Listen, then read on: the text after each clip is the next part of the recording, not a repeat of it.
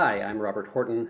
I'm a member of the National Society of Film Critics, and I'm also the showrunner, as it were, of Scarecrow Academy, presented by Scarecrow Video in Seattle.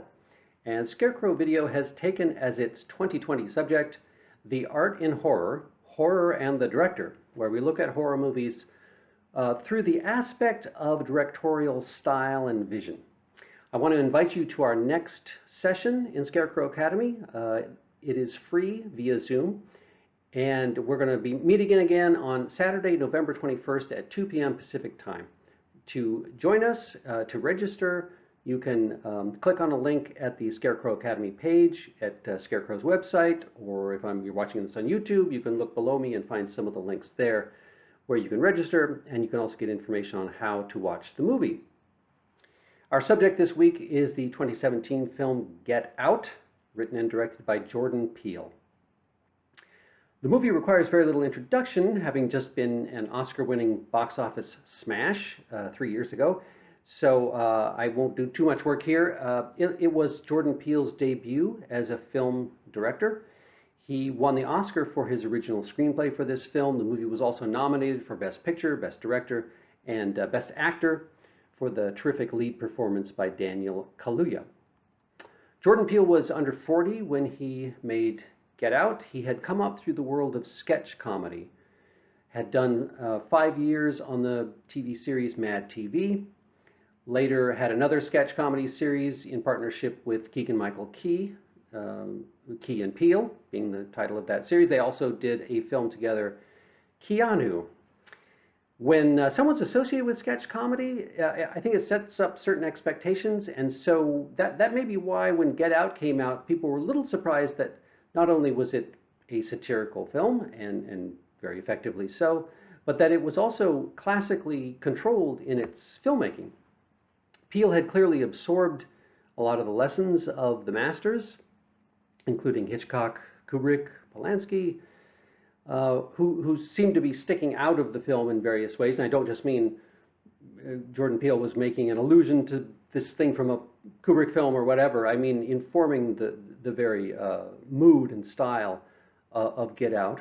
I think particularly Polanski's ability to create an almost vibrating sense of unease in locations where nothing sinister seems to be happening overtly yet. It's very much at play. And wonderfully so in Get Out. We've talked about during our series how horror so often deals with issues by using allegory and metaphor, and this is a fascinating way to look at genre films. But when you come to Get Out, there isn't any need for looking for the allegory here. The movie is about directly what it's about, and the characters know that.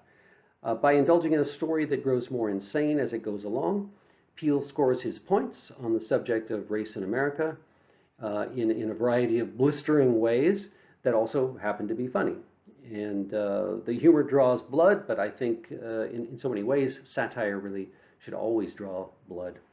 So we'll revel in some examples of that, I hope, and we'll talk about, since this is an example where we're going to talk about a director who is also the author of the screenplay of the film, gives us a chance to maybe go more into the subject of how dialogue folds directly into Peele's purposes here.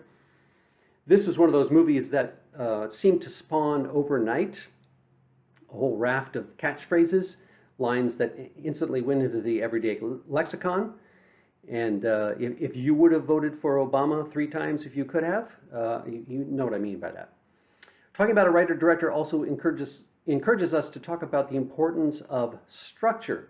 Structure is an underappreciated but vitally important part of what makes a film successful. And we'll talk about how Get Out so ingeniously balances its different sections, how it foreshadows its gradually developing payoffs. I think nothing is stray in this movie, nothing is lost. Everything eventually comes back to matter. We'll also talk about some of the very deliberate ways that Peele creates suspense and disquiet through purely visual means. How the use of a camera that slowly glides backward, or how a character might loom gradually into a close-up, are just exactly the right mise-en-scène for that particular moment in the film. Depending on where our conversation goes, and the conversation can go wherever you want it to go, I hope that you'll come and bring things that you want to talk about. We might also have room to talk about Jordan Peele's follow-up film, Us, from 2019, also working in the horror genre, and maybe see where that fits into his overall directing scheme, whether or not you think it follows Get Out or falls a little short of that level. Anything is game for our discussion.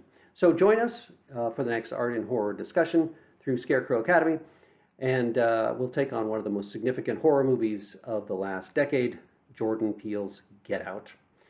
See you there.